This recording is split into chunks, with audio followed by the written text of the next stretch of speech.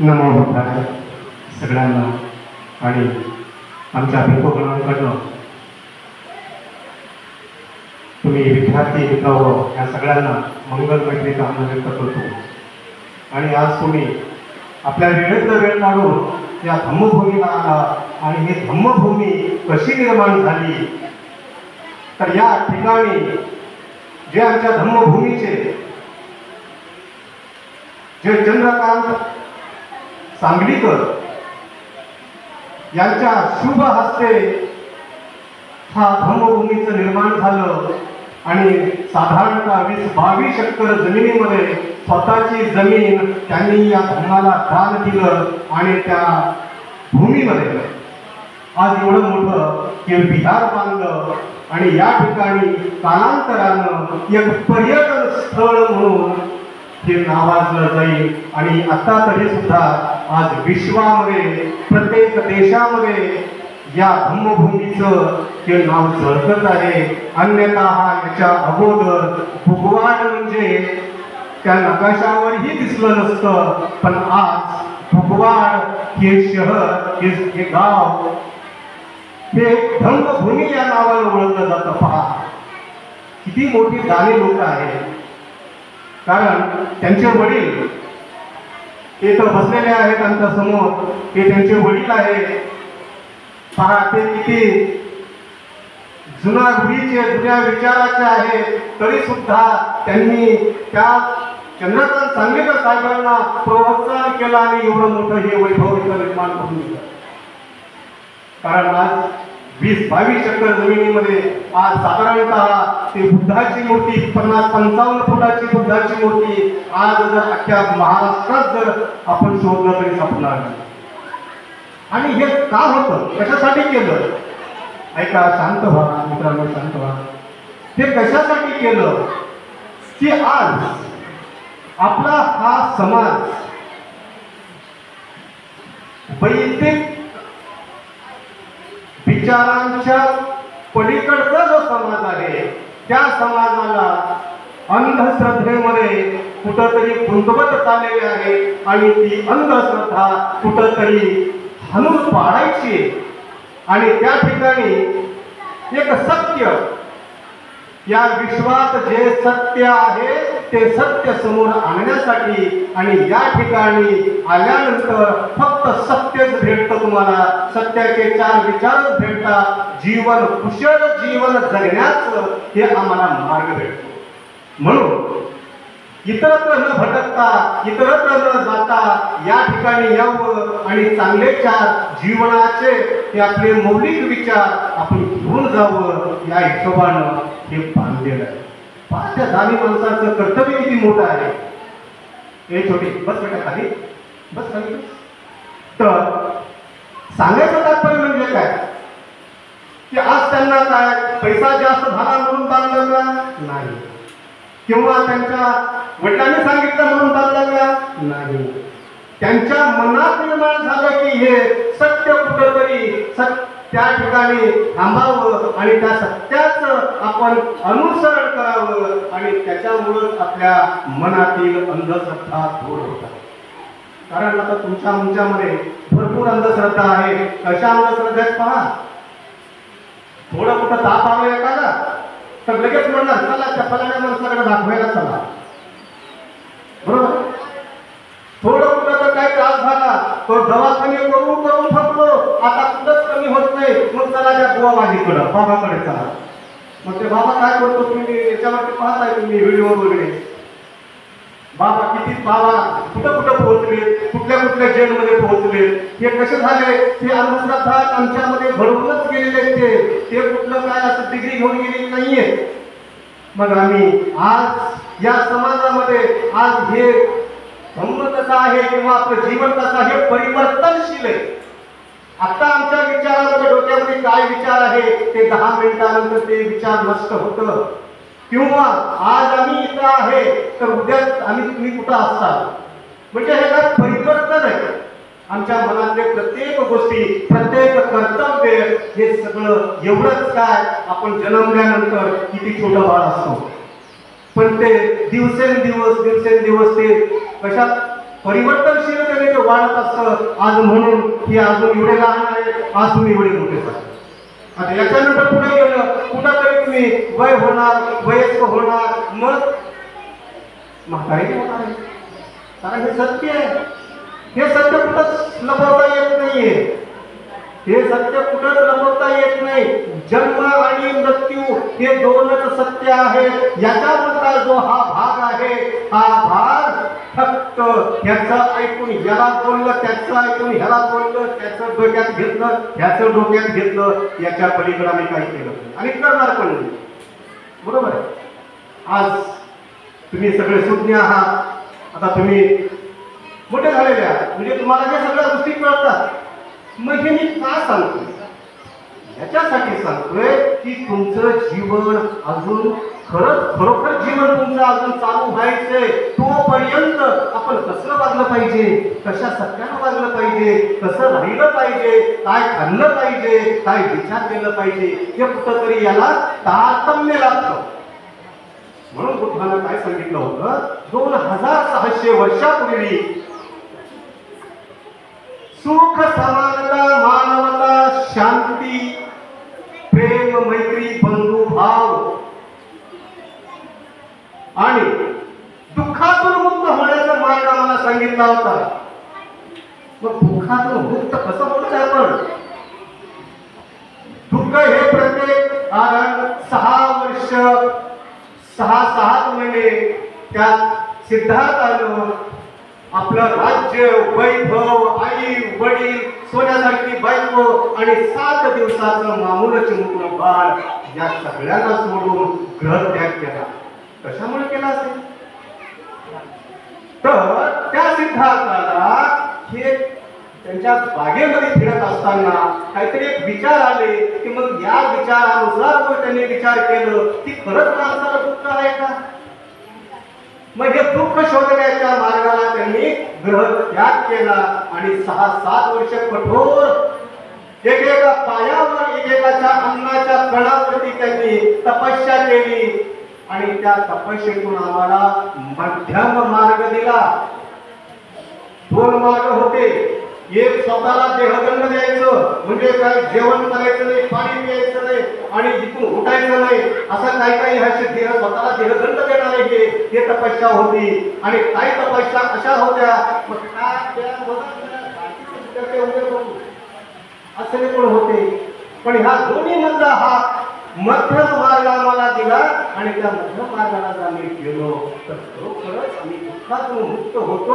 दुःख आमच्या पाठी येत नाही. मग हे दुःख पाठीमागं येण्यासाठी मग आम्हाला आईच्या पोटातून आम्ही दुःख घेऊन आलो का? नाही.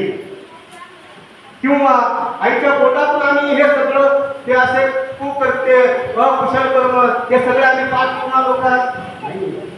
कारण इथं आल्यानंतर आम्ही हे घेतो हे पैसे देऊन आम्ही हे रोग आम्ही स्वतः आणून घेतो.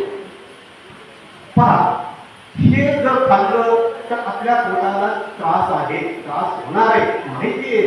जर तुम्हाला जर हिरव्या मिरच्या दिल्या तर तुम्हाला माहितीये हिरव्या मिरच्या खाल्ल्या की काय होतं. अरे खोटे बताय काय बता कुठं हिरव्या मिरच्या जर खाल्ल्या तर आपल्या पोटाला काय त्रास होतो आणि ते त्रास तुम्हाला माहितीये. आणि जरी तुम्ही जर खाल्ले तर काय होईल? मग शेवटी कुठंतरी दवाखान्यात जावं लागतं, गोळ्या घ्यावे लागतात. मग तो डॉक्टर काय करतो? मग थोडस बिमारी असेल तर त्याला मोठं करायला बघतो. मग जा तुमचं ब्लड चेक करा, मग जा तुमचं हे चेक करा, ते चेक करा. हे दवाखान्यातल्या गोष्टी आहे. मग त्यावेळेला तुमचं दुःखातून दुःख निर्माण व्हायला लागले. एक दुःख तुम्हाला पोट दुखलं, त्याच्यातून पुढे गेल्यानंतर दुसरं दुःख निर्माण झालं की डॉक्टरने इंजेक्शन दिलं.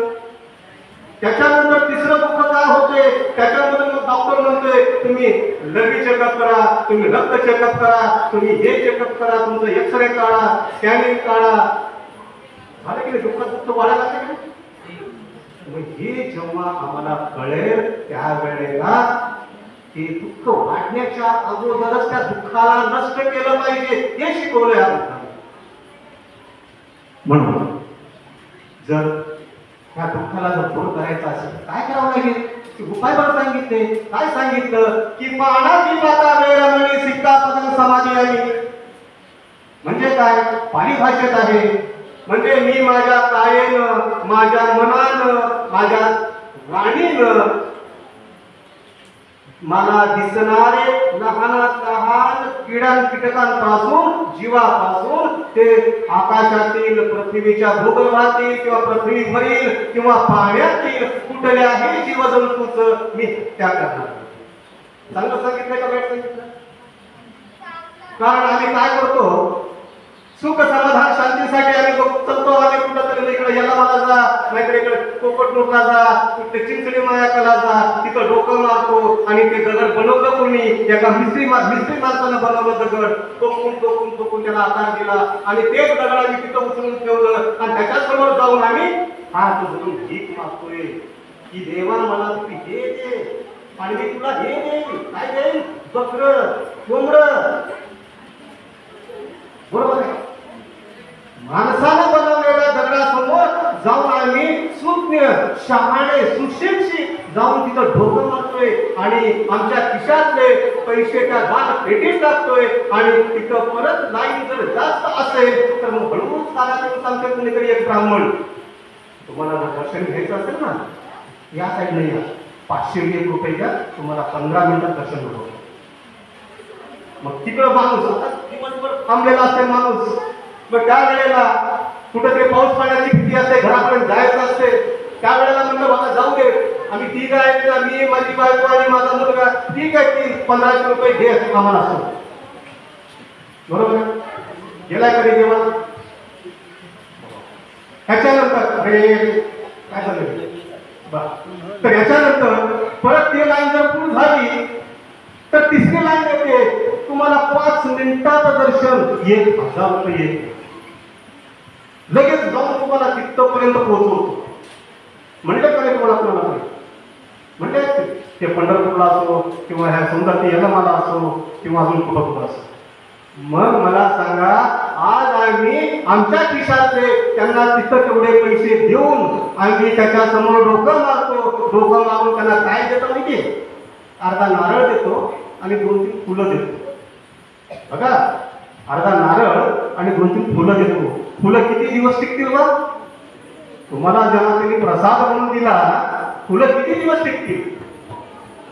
त्या फुलाने सुद्धा म्हटलेलं आहे, इथं ते यातनाम सुखिता होतो यातवेव, इथं नो यातनाम होतो सुखिता होतो यातवेव. कारण मला जेव्हा तुम्ही माझ्या झाडापासून अलग करताय, त्या अलग केल्यानंतर काही तासच मी तुम्हाला हसवतो, त्याच्यानंतर मात्र मी माझ्या पाकळ्या सुकून घेतो. हे आपलं जीवन काय? तसंच आहे. हे जीवन तसंच आहे. कारण जोपर्यंत आहे तोपर्यंत मी सगळ्यांना हसवतो, रडवतो, काही न करतो. पण ज्या दिवशी एक दिवशी माझ्याही पाकळ्या त्या वाढणार आहेत, सुकणार आहेत, त्या दिवशी मात्र त्याला कोणीही आणू शकत. म्हणून त्या ब्राह्मणाच्या ह्या अशा शब्दामुळे तुम्ही बळी पडता आणि बळी पडल्यानंतर काही घेऊन येत नाही, फक्त 2 फुलं, अर्धा नारळ घेता, तेवढं एका कुठंतरी फोडून खाता आणि घरी काय आणलं? काही नाही.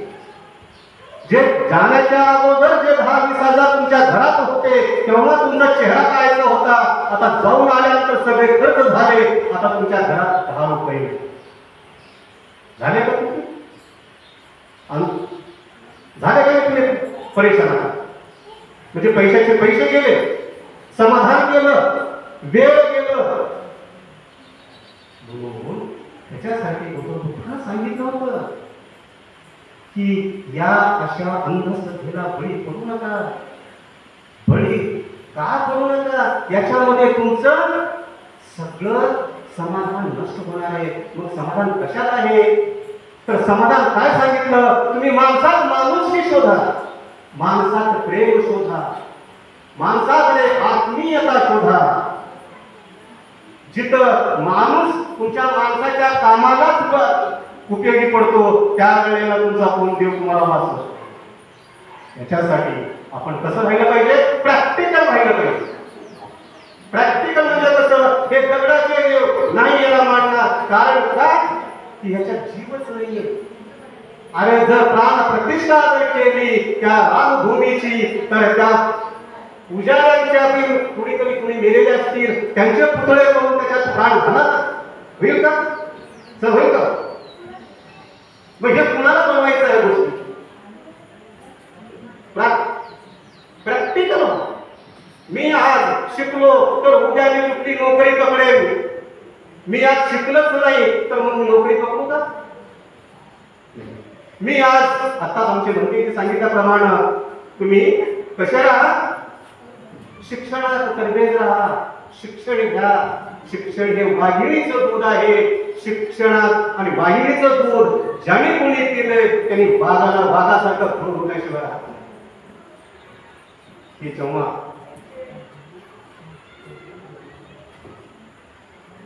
तर ह्या गोष्टी जेव्हा तुम्ही ध्यानात घ्याल त्या दिवशी मात्र हे तुम्हाला काही आठवत नाही. फक्त आपलं शिक्षण, आपला अभ्यास, आपलं शाळा कॉलेज, बाकीच्या गोष्टी व्यर्थ आहेत. बाकीच्या ह्या वयामध्ये जे कुठं कुठं काय चालतं हे सगळं व्यर्थ आहे. ते फक्त क्षणिक भावना आहे. भावनेत कधीच वाहून जाऊ नका. भावनेमध्ये कधीच वाहून जाऊ नका. ह्या भावना काय आहेत? 2 मिनिटाच्या आहेत. त्या डोळ्यातून 2 धारा गेल्या, संपलं, मन हलकं होतं असं तुम्हाला वाटत असेल, पण तुम्ही त्या दुःखातून खूप लांब गेलेला असतात. परत तुम्ही त्या जागेवर येऊ शकत नाही. त्याच्यासाठी हे आमचं एक मार्गदर्शन म्हणून, कारण आता तुम्ही कसे आता कॉलेजला आलेला असणार किंवा 10वीला असतात, तर ह्या गोष्टी आता ह्या सांगणं गरजेचे असतात. म्हणून एवढंच माझ्या 2 गोष्टी बोलवतो, संपवतो आणि इथंच थांबतो.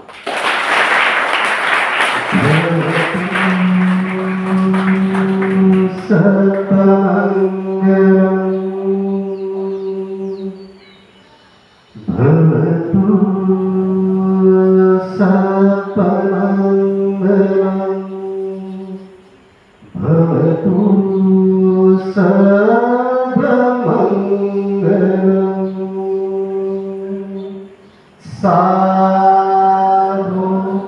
साधु साधु